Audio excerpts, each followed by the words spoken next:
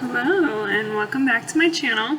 I've got a few makeup products to discuss today that I have fully used up and have some pretty formulated thoughts on already. So we'll start off, we're going to go in order of the way that I use them in my makeup routine. So starting with primer and then foundation, and then brow product, and last lip liner. So to start off, we have this Nars product. It is the Pore and Shine Control Primer. It is, as you can see, a deluxe sample size. It's not the full size version. And my thoughts after using up this deluxe size sample were that I don't like it. The main problems for me were it had a very strong smell, like alcohol or paint thinner or something like that. Every time I put it on, it would just smell terrible. So, not a fan. And then when I put it on my skin, it would sometimes burn. So, yeah, I would not recommend this primer. It also dried out my skin. It smells terrible. Doesn't feel great on the skin. So, I personally was not a fan. Secondly, I have this foundation. I don't know if you can see, but it is the Mercier Flawless Fusion Ultra-Longwear Foundation.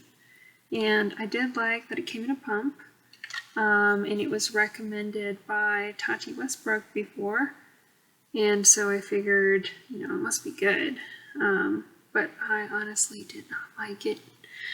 I got the shade 1C1 Shell, and it was too dark and too yellow for me, and I tried going back online and looking to see if maybe I could have gotten a lighter shade, and they just don't have much of a shade range in terms of like fair skin tones.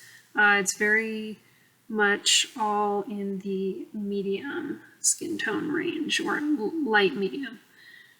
So I could not find a good shade for me. I used this one up, but I would not buy it again. It did not match my shade very well, and also it turned out looking cakey on my skin every time I wore it. And I tried with powder, without powder. It was just not a good makeup day for me anytime that I wore that.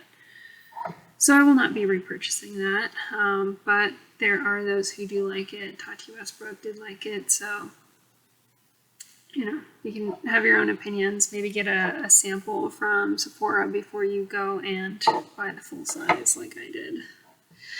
Next is the YSL All Hours Foundation, and this was also recommended by Tati Westbrook. I actually do like this one a lot. This is one of my favorites, and I've used up several of these so far. I just wanted to show you guys because I don't know if I've shown it on my channel before, and I would highly recommend this foundation. It really does last 24 hours. I've even slept in this stuff. I know I shouldn't, but I've fallen asleep in this stuff and woken up and it looks like I just did my makeup. Like, it does not move around, it stays put, it's not drying, it doesn't have any bad smell, it doesn't have any strong smells at all. And I wear the shade B10, and I love this stuff, so highly recommend. Our next product is the Anastasia Dipbrow Pomade. So this is a cult favorite, a lot of people love this. I think as far as brow pomades go, this one's a very good one.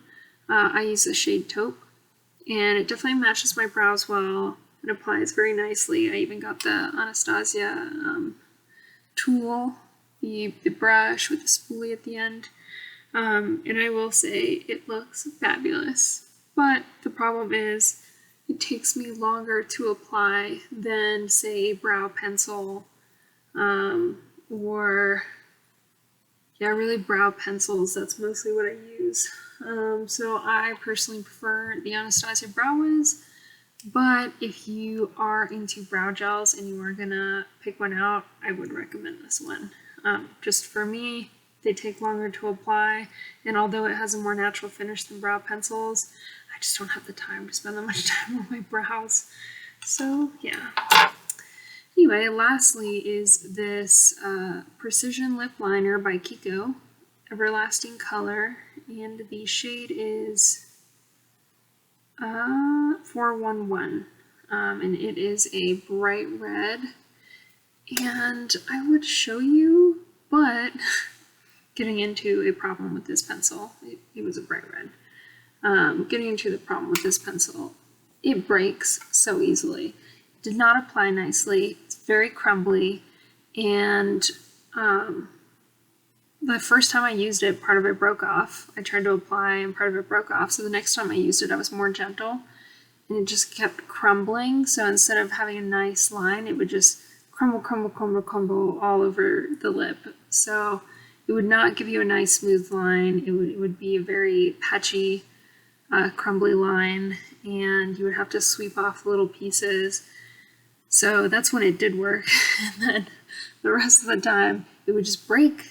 I used it maybe like 5 times and it broke twice. The second time the whole thing broke off, and or the 5th time the whole thing broke off and I just couldn't use it anymore.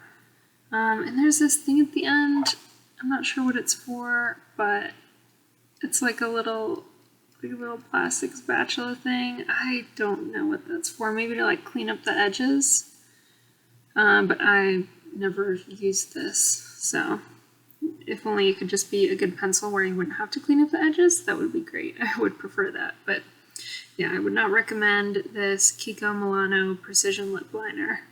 And don't get me wrong, there have been products that I really liked from Kiko. For example, their eyeshadows, the ones in the little square container that look like they have a fingerprint on them. Sorry about that sound, that's my dishwasher. Those are very nice, easily applied with your finger. This lip liner, though, just didn't do it for me. Anyway, that's all I've got for today, but thank you for listening in and for continuing to watch my channel, and let me know if you've tried any of these products in the comments below. Please like and subscribe, or dislike if you didn't like it, and just let me know in the comments or in a message, you know, what you would prefer, any suggestions you have. And let me know if you've ever tried these products, what you thought of them yourself. Everyone has their own opinion, and I'm just sharing mine so that you have a friend to listen to when you're going shopping in case you do or don't want to take the risk on a certain product. So, thank you for joining me, and I wish you a great rest of your week.